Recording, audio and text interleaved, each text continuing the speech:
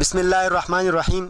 السلام علیکم ګرانو مینوالو. زه فضل الرحمن فضل په ادبي خپرونه ژوند رنګ کې سره د خپل ملګري فرحت عباس ستاسو په خدمت کې حاضر یم. ګرانو مینوالو، نن الګرام ته راغلي یو او د یو خوږ ملګري سره ناست یو. د دوی نه به یو خوږ کلام ریکارډ کوو. هیله لرو ستاسو به خوښ شي. دې ملګري ته د فضل سبحان عابد صاحب په دغه شعرونو باندې هرکلی ویمه. فضل سبحان عابد صاحب وایي چې زړه کې لاره کوي خبره دې ته وایي، چې زړه کې لاره کوي خبره دې ته وایي، چې سړی وزنګوي سندره دې ته وایي. او سر سره سر جنګول خو هېڅ خبره نه ده، سر سره سر جنګول خو هېڅ خبره نه ده، او غره سره سر جنګول د غره دې ته وایي. نن د مجيب الرحمن موجب ملګري له راغلي یو.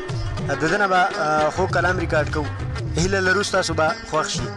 موجب صاحب تاسو ته په ادبي خپرونه کې هرکلی ویم او کتونکو سره که کلام شریک کړئ نو ډېر خوند به وکړي. فضل الرحمن فضل صاحب تاسو ډېره مننه کوو چې تاسو راغلی دلته او موږ له په دې لنډ تنګ وخت کې موږ له ټایم راکړو نو ستاسو دلته راتګ باندې زه تاسو ته د زړه د کومې نه هرکلی وایم. مینوالو سره به یوه قطعه شریکه کړم چې زه هم پښتانه یم، ماله هم ستر پکار دی. زه هم پښتانه یم، ماله هم ستر پکار دی. څه وکړم خدایه چې بې روره یمه سوال کوم. خدایه ستا اختیار دی ماله دغه جانان راکړه، خدایه ستا اختیار دی ماله دغه جانان راکړه. ستا در کې ولاړه یم سرتوره یم سوال کوم. یو قطعه ده چې زه خو دې وګټلم تا چې نن رقیب ته مې وي، زه خو دې وګټلم تا چې نن رقیب ته مې وي. ته زما څه چې رقیبه ما به تاله درکوي. او ته خبر شوي چې زمونږ د تقدیر ستوري یو شو، ته خبر شو چې زمونږ د تقدیر ستوري یو شو. مور مې رضا شو پې موجبه ما به تاله درکوي. او یو قطعه بله ده چې دا څوک ده دا د پورې چم نه چاته غلي ګوري، دا څوک ده دا څوک ده دا د پورې چم نه چاته غلي ګوري. یریږي هم ولاړه ده هم شاته غلي ګوري. هغه ده که نه مړه ما به تا ته قصې نه کړې، هغه ده که نه مړه ما به تا ته قصې نه کړې. هغه ده که نه مړه دا چې ما ته غلي ګوري. یو غزل دی چې زما د زړه د کور په تاخ کې ستا تصویر اوسېږي، زما د زړه د کور په تاخ کې ستا تصویر اوسېږي. ستا د تصویر سره زما د ژوند تقدیر اوسېږي.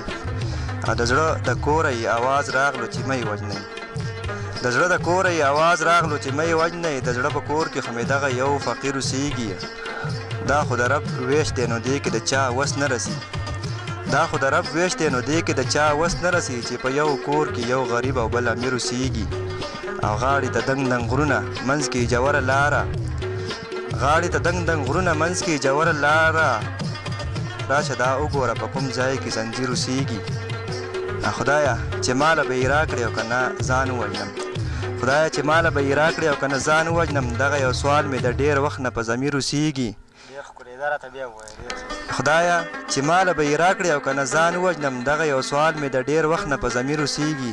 بلا مودې وشوي خو ما باندې څه پام نه کوي، بلا مودې وشوي خو ما باندې څه پام نه کوي. موجبه زړه وښایه څوک پکې اخر اوسېږي.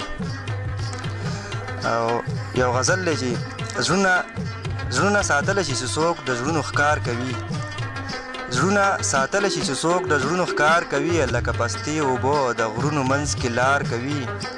دا د سپرلي بادونه نه دي چې بېشرنګه ګرځي، دا د سپرلي بادونه نه دي چې بېشرنګه ګرځي. د بېلتون باد دی چې په لاره ځي شغار کوي. دا چې دا خلق د راحت د کرښې وروستو پاتې، دا چې دا خلق د راحت د کرښې وروستو پاتې. دا د راحت کرښه دې خلقو ته ازار کوي. زما نیستي ورته وه یا د ما نه لرې ګرځي، زما نیستي ورته د یا د ما نه لرې ګرځي. سمو پخپو کې زولنۍ د وخت شرنګار کوي. زما موجبه دغه څه ګرانې لمحې وي د ژوند، زما موجبه دغه څه ګرانې لمحې وي د ژوند. په یو مینه وي او بل چا ته سینګار کوي. مجيب الرحمن صاحب تاسو ډېره زیاته مننه کوم چې وخت مو راکړه زموږ سره پروګرام کې کېناستئ. ستاسو په نړو مننه.